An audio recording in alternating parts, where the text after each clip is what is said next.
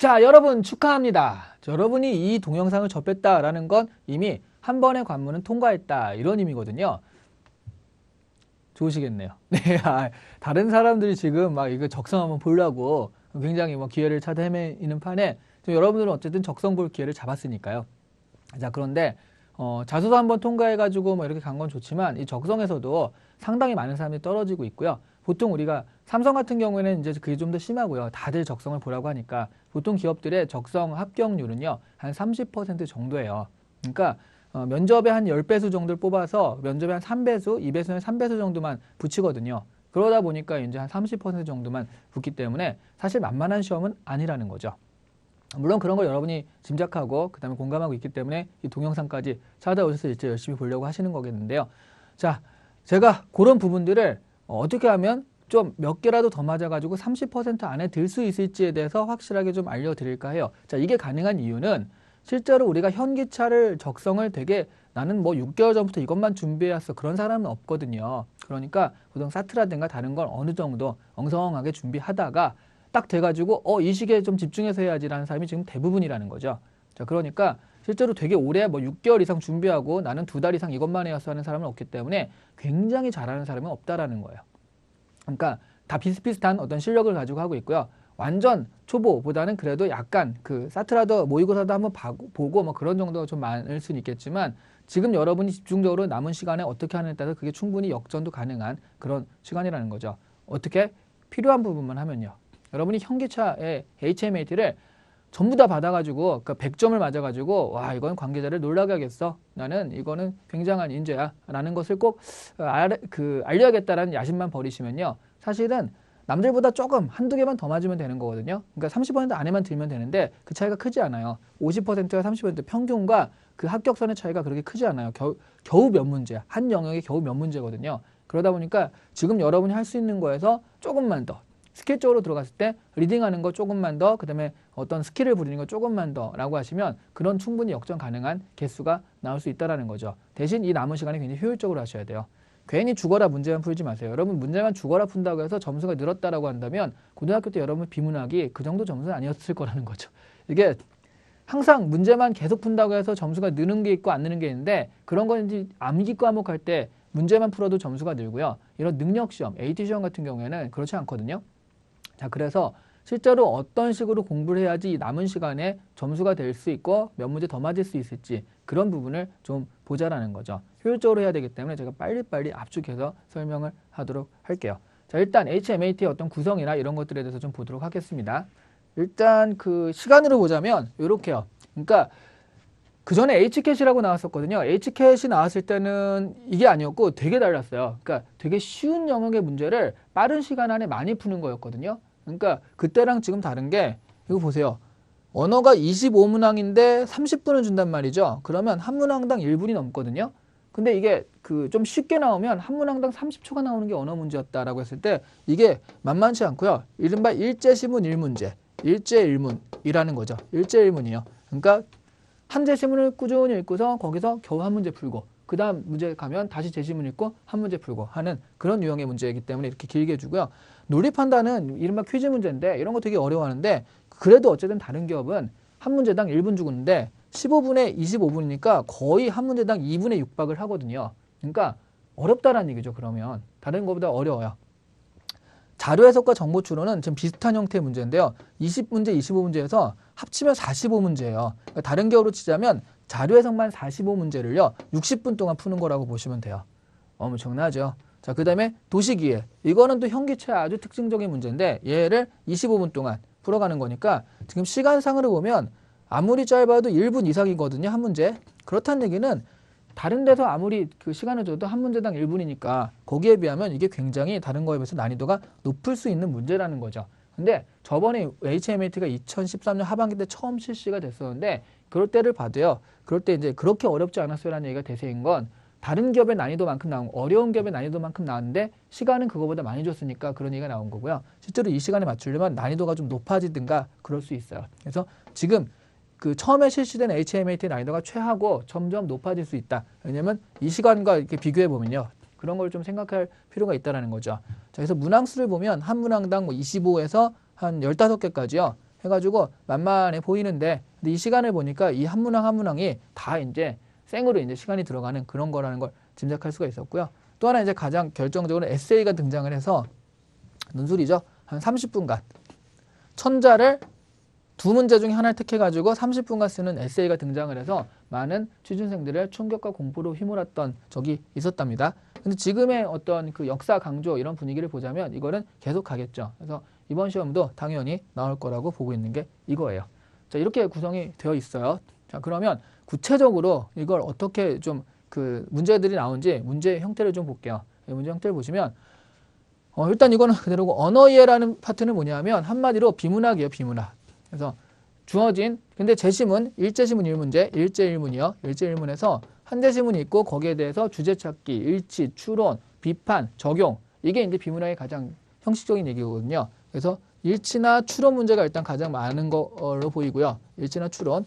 그러니까 한마디로 이제 하나하나 다 체크해야 되는 그런 문제들인 거죠. 그리고 문단 배열이라든가 개요 문제 같은 것들이 이제 좀 특징적으로 등장을 한다고 그래요. 근데 문단 배열은 안 나오는 데가 없으니까 워낙 좋은 문제들은 다 나오거든요. 근데 개요 같은 거는 사실 다른 기업은 잘 안 나오는 거라서 개요 같은 게 나오면 좀 특이하긴 하죠. 문단 배열 문제 같은 경우에는 그래서 스킬, 문단 배열을 푸는 스킬들이 있으니까 이거는 이 스킬들을 적용하는 것과 그렇지 않은 것에 점수 차이가 많이 나거든요. 그래서 이 스킬들을 우리가 좀 배워볼 거고요. 그 다음에 개요 같은 경우에는 그러니까 이게 사실 그 문맥 문제거든요. 여러분이 잘못하는 게 이게 주제 문제로 잘못 생각하는데 문맥 문제예요. 그래서 이게 어떤 문제인지 이게 이제 여기 현기차에서 나오는 특징적인 거니까 이걸 좀 배워보도록 하겠습니다. 그래서 우리는 언어에서 비문학을 잘하기 위해서 빨리 읽는 방법, 리딩 스킬 하는 연습을 좀 해보고요. 그 다음에 리딩 스킬이 결국 얘랑도 연결된다는 걸 좀 보고요. 그 다음에 문단 배열과 개요 문제 가지고 유형에서는 이 두 가지 정도를 좀 특징적이니까 보도록 할 거예요. 자, 논리판단은 퀴즈 문제인데 퀴즈 문제에서 제일 많이 나오는 건 역시 연세 퀴즈. A라면 B고 B라면 C고 하는 그런 것들. 그 다음에 참거짓 문제. 특히 참거짓 문제가 굉장히 많이 나왔다고 그러죠. 참거짓 문제. 이런 것들이 가장 기초적인 형태니까 얘네들을 반드시 볼 수 있도록 좀 처리하고요. 그 다음에 적응 퀴즈, 상황 퀴즈라고 해서 나오는 저런 거 있죠. 매칭하기라든가 그런 부분들, 배치하기라든가 이런 부분들도 어떻게 출제되는지 한번 보도록 할게요. 이런 프로세스를 익힌다라고 보시면 되고 이런 식의 프로세스를 통해서 이런 정도 나온다라고 보시면 되겠습니다. 자, 그 다음에 자료 해석과 정보 추론은 다른 기업 같은 경우에는 얘네가 같이 묶여요. 그래서 자료라는 이름을 붙이는데 얘네들은 이분들은 이 친구들은 제 친구는 아니지만 어쨌든 나눠놨어요. 그래서 자료 해석 20문제는 이름을 보면 해석이 주가 될 것 같은데 아니라 얘가 계산이 주가 되거든요. 계산 위주의 자료 문제. 그러니까 자료 계산 문제라고 보시면 되죠. 그래서 이게 몇 %야? 적고요. 이거 기억 니은을 따져도 퍼센트를 따져가지고 계산을 해가지고 사칙원산을 해가지고 하는 그런 문제 유형들. 그래서 계산을 주로 하게 되는 그런 문제다라고 보시면 되겠고요. 정보 추론 문제는 자료를 가지고 해석하는 문제거든요. 그러니까 자료 해석이라고 생각했을 때 우리가 생각하는 그 일반적인 해석 문제가 이제 정보 추론에 가까운 건데 여기서는 특히 이제 현기차 자료 해석의 특징, 정보 추론의 특징은 그래프와 표의 전환이라는 부분이 많이 나온다고 그래요. 그래프에서 표로 전환된다거나 그러니까 이 얘기가 그래프로 표현되면 어떻게 되는지 이 얘기가 표로 표현되면 어떻게 되는지 뭐 이런 식의 문제들이 많이 나온다고 해요. 그래서 기존에 볼 수 없었던 그런 유형의 문제라고 하니까 이런 어떤 건지 제가 이걸 또 안에 들어가서 자세히 설명해 드릴게요. 자, 그 다음에 도시기회라는 게 나오는데 도시기회가 3+3으로 주어진 도형을 주어진 규칙과 조건에 맞게 배열하는 문제라는 게 도무지 이해가 안 가시죠? 그래서 이거를 제가 이렇게 좀 보여드릴게요. 여기서 도시기회가 뭔지 이게 아니면 좀 헷갈리니까 일단 이런 식으로 도형이 9가지가 있어요. 물론 이 도형이 아니라 네모 도형이 아니라 이렇게 9가지가 있고 여태까지 나온 게 이거라는 얘기지 반드시 또 나온다라고 보장은 없으니까 하지만 어쨌든 이렇게 나왔다는 얘기죠. 네. 이렇게 별표, 네모, 그 다음에 이건 세모 했잖아. 역삼각형으로 하죠. 자, 이렇게 하고 여기에 이제 칠을 이런 식으로요. 동일하지 않게 이렇게 칠한다는 거죠. 이런 식으로 검은색, 그 다음에 네모는 여기다 칠하고 자, 이런 식으로 칠해요. 이거는 밖에 칠하고 이건 안쪽 별에 칠하고요. 자, 얘는 여기다 칠하죠. 자, 이런 식으로 구성이 되고요. 선 같은 게 이렇게 연결되어 가지고 이런 식으로 이렇게 연결되어 있거든요. 이런 식으로 연결된다고 쳐봅시다. 자, 이런 도형을 첫 번째 도형을 주고 그 다음에 여기 조건을 줘요. 1번, 2번, 3번, 4번 해가지고 조건을 주는데 자, 1번은 뭐 이렇게 90도 회전. 그러니까 시계 방향 오른쪽으로 회전하면 얘가 이렇게 돌아간다는 거거든요. 한 칸씩 이렇게 돌아간다고 보시면 돼요. 한 칸씩 밀려라고 했을 때는 이게 확 돌아가면 이렇게 돌아가는 거고요. 그래서 회전이라는 부분, 그 다음에 뭐 저런 것도 있죠. 그러니까 열 이동해서 얘를 통째로 이렇게 이동하는 방법도 있어요. 그래서 열 이동 그런 것도 있고 그 다음에 색반전. 지금 이 경우는 반대로 가면 바깥에 칠해지고 안쪽이 하얘지겠죠. 색반전, 근데 선반전이라고 해서 요건 기존에 없던 건데 선이 이렇게 연결되어 있잖아요. 그러면 선반전이 일어나면 기존에 안 연결되어 있던 것이 이런 식으로 연결되는 거죠. 안 연결되어 있던 것이 이런 식으로 연결이 되고 기존에 있던 건 싹 사라지고 해서 선반전이 되는 거예요. 자, 이런 식으로 있는데 이거를 순서대로 주어가지고요. 자, 1번 순서, 그 다음에 여기서 이렇게 뭘 주거든요. 이런 식으로 준 다음에 자, 이렇게 한다는 거죠. 그러면 얘가 가령 회전해서 얘가 한 칸씩 이동했어 라고 했을 때 이게 지금 나온 조건 두 가지가 나왔는데 첫 번째는 내부 도형색과 같은지 그 다음에 선의 모양이 일치하는지 선일치 이걸 물어보는데 자, 이렇게 돼 있다는 얘기는 이쪽 칸에 검은색으로 칠해져 있잖아요. 그러면 얘가 만약 이쪽으로 왔다라고 한다면 내부 도형 색깔은 하얗잖아요. 얘가 이쪽으로 간 거니까. 그러니까 이거랑 안 맞죠. 그러니까 이거는 no. 맞으면 yes 하는 식으로 바뀌는 거예요. 선반전이라는 건 이렇게 되어 있는데 여기서 가령 이렇게 되어 있는데 이 선의 모양이 지금 얘가 이동했을 때 선의 모양과 같은가 일치하는가 거기에 따라서 yes, no가 갈려 순서도가 갈리는 거죠. 자, 그러면 또 no로 가면 이렇게 yes로 가면 1번, 2번에서 이렇게 그러면 최종적인 모양 가령 1번이면 2번, 3번, 4번이다 라고 했을 때 자, 얘가 한 칸씩 이렇게 갔을 때 이거랑 안 맞죠. 내부도형 검은색이어야 되는데 이거랑 안 맞아요. 그러면 노로 가요. 그럼 3번이 일어나면 색반전이 일어나죠. 그러니까 얘가 검은 게 하얀 게 되고 하얀 게 검은 게 돼서 바뀌는 모양이 최종 모양이 된다는 거죠. 만약 이게 맞으면 2번 열반전한 다음에 다시 선반전해가지고 나오는 게 최종 모양이 된다. 그걸 찾으라라는 그런 얘기예요. 자, 이거를 저 한 문제를 이제 이걸 가지고 해야 되니까 굉장히 시간이 많이 걸릴 수밖에 없는 그런 문제가 되겠어요. 그러니까 이게 그 전에 나온 것도 아니기 때문에 근데 이거는 그 전에는 우리가 뭐를 구했냐면 어떤 도형에 변하는 게 있으면 그 도형에 변하는 걸 보고 원리가 뭐냐를 찾았는데 이거는 원리를 주거든요. 이런 원리들이 있어. 그런데 여기다 적용하면 최종적인 모양이 뭐가 되겠는가라고 해서 주어진 원리를 적용하는 문제다라고 보시면 된다라는 거죠. 자, 이렇게 지금 나오는 문제입니다. 자, 그래서 도시기에는 이렇게 15문제를 25분 동안 시간을 많이 주는 이유를 충분히 알겠죠. 그런지 그 다음에 에세이가 나왔어요. 두 개 중 하나를 택하는 건데 저번에 나왔던 게 뭐냐면 역사상 가장 존경하는 인물과 그 이유 롤모델이죠. 두 번째 잘못된 역사 그러니까 세계사 이건 세계사로 가가지고 네가 생각하기에 가장 잘못된 게 뭐라고 생각하고 네가 그것을 지금 바로잡는다면 결정을 바꿀 수 있다면 어떻게 바뀔 것인지 그 다음에 이렇게 바뀌었을 때 또 어떤 일이 벌어질 것인지 서술하라 해서 역사적 상상력이라는 이름으로 두 가지 문제 중에 하나를 선택하는 게 나왔거든요. 2번 같은 경우는 쓸 얘기가 많은데 1번 같은 경우에는 오히려 쓸 얘기가 되게 없을 수도 있고요. 뭐 툭하면 다 이순신만 할 수도 있고 그러니까 이게 쓰긴 쉬운 것 같은데 막상 쓰려면 소재가 좀 제한이 되겠고요. 2번은 재밌는 소재만 찾으면 문제가 없을 것 같은데 소재가 뭔지 잘 모르겠죠. 그죠? 그래서 이런 것들 좀 장단점이 있었던 문제였습니다. 자, 그래서 에세이 같은 경우에는 우리가 나중에 이제 볼 건데 이 에세이를 할 때 필요한 부분이 있어요. 전제되는 부분이 있는데 그런 걸 안 하고 하려니까 되게 힘든 거거든요. 그게 이제 뭐가 필요한지 에세이에 대해서 좀 자세하게 이게 현대차에서 굉장히 특징적인 거니까 이걸 좀 알려드릴게요.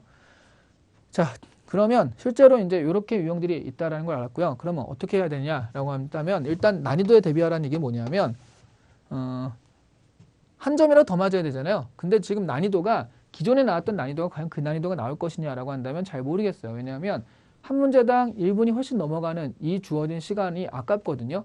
기존에는 다른 기업의 난이도 정도만 돼도 시간이 많기 때문에 애들이 쉽게 느껴졌다라는 거니까 그래서 저번 연도에 갑자기 시행되는 그런 게 있다라고 한다면 이번에 난이도가 저번 연도보다 좀 더 상승할 수도 있지 않나 좀 더 어려워질 수도 있지 않나 자 이런 생각을 좀 해보도록 하죠. 그래서 여러분이 지금 하는 것보단 좀 더 난이도 있게 연습하는 게 나을 수도 있어요. 좀 더 난이도 있게 한 1.2배 정도 연습을 했는데 그냥 한 배 차이로 쉽게 나오면 나한테는 쉬운 거니까 좋잖아요. 근데 만약 1.2배 했는데 딱 그만큼 나오면 딱 그 난이도에 나온 거니까 당황하지 않거든요. 근데 생각했던 것보다 너무 어렵게 나오면 문제가 되겠죠. 그래서 좀 어려운 문제라고 지나치는 거 있잖아요. 지나치지 마시고 끝까지 한번 달라붙어서 해보는 연습을 하시라는 거죠. 그다음에 언어와 자료 문제는 자료 읽어내는 거 시간 싸움 당연하죠. 그래서 언어는 리딩 스킬 얼마 안 남은 기간이지만 이 가운데서 분명히 이 스킬이 그렇게 어려운 게 아니고요. 여러분 이 시간을 검색해 보시면 뭐 피셋이라든가 미트리트, 리트 이런 게 굉장히 유명한 게 제가 그 친구들이 길게 공부하지 않거든요. 그 친구들한테 스킬 어떻게 하면 짧게 읽고서 짧게 공부하고서 빨리 읽어낼 것인가, 중요한 말을 읽어낼 것인가, 스킬을 알려줬다는 거죠. 배경 지식 따위로 하면 절대로 안 되겠고요.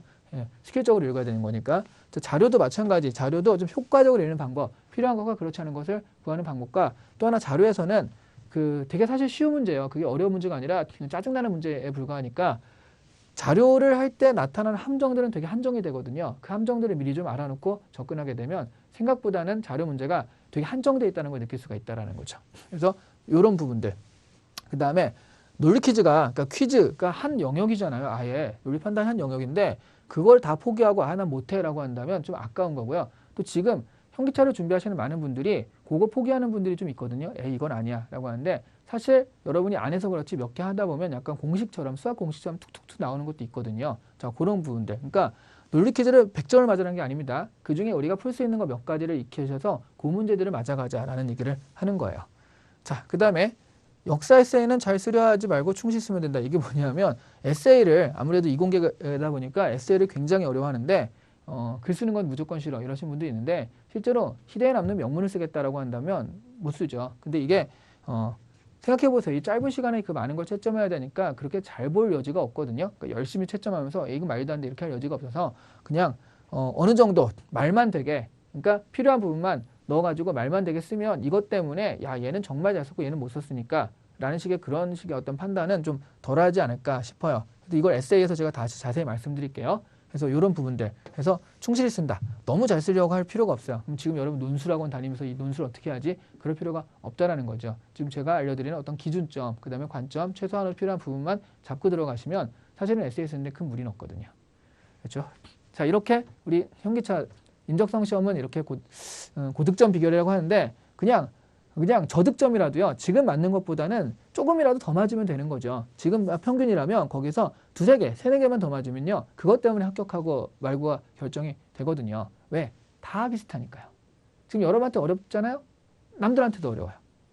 그죠? 그러니까 그런 부분들 너무 걱정하지 마시고 다른 친구들보다 1시간만 더 한다 라고 생각을 하시고 지금 이 동영상을 보면서 공부하는 것 자체가 이미 여러분들이 다른 친구들보다는 조금 더 열심히 하는 게 증명이 된 거거든요. 그러니까 이 동영상을 끝까지 보시면서 한번 완강을 하시면 사실 그렇게 길게 찍지도 않잖아요. 그래서 여러분 빨리 보시라고 짧게 압축해서 하는데 한 번만 완강하시고 거기에 맞춰서 문제를 풀어도 거기에 맞춰서 좀 풀어보시고요. 그러니까 도대체 내가 왜 이 언어 문제를 풀고 있는 것인가 이걸 잘 생각하시라는 거죠. 그냥 언어 문제 풀다 보면 실력이 늘 것이다. 그런 믿음은 우리가 이미 고등학교 때 깨졌잖아요. 그렇죠? 그러니까 이 문제 AT 시험들은 문제를 왜 푸냐 하면 내가 언어에서 리딩하는 스킬을 배웠잖아요. 그게 잘 적용되는 체크해 보려고 푸는 거예요. 자료 같은 것을 어떻게 읽는지 배웠잖아요. 그러면 실제로 그렇게 되는지를 체크해 보려고 자료 해석을 푸는 거고요. 그러니까 이 문제들은 의미가 없는, 그러니까 두 번, 세 번 읽어서 암기할 필요가 없는 게 실제로 나의 능력 자체가 향상을 체크하는 거니까 사실은 같은 문제를 두 번, 세 번, 3독, 4독 할 필요가 전혀 없다라는 거죠. 자, 그런 식으로 그렇다면 여러분 원리 먼저 그러니까 이런 문제는 이렇게 저런 문제는 저렇게라는 걸 먼저 갖고서 문제를 풀어도 그게 점수가 되는 거지 문제 풀다 보면 내가 그걸 알아서 깨닫겠지라고 할 필요가 그럴 수가 없거든요. 근데 제가 우리 강의를 통해서 이 영상을 통해서 여러분한테 그럼 어떤 부분들을 연습해야 되고 어떤 부분들은 이렇게 가고 하는 걸 알려드릴 테니까 그런 거 이제 문제도 풀고 그다음에 같이 연습하시면서 좀 실력을 늘려서 그냥 이번 연도에 끝내도록 하죠. 더 이상 다음에도 다시 인적성 보고 그럴 필요 없이 이번에 빡 해가지고 끝내도록 합시다. 자, 그러면 한번 가볼게요. 제가 이 말을 광고에서 꼭 하고 싶었거든요. Follow me 이거 있죠. 예, 한번 들어가 보도록 하겠습니다.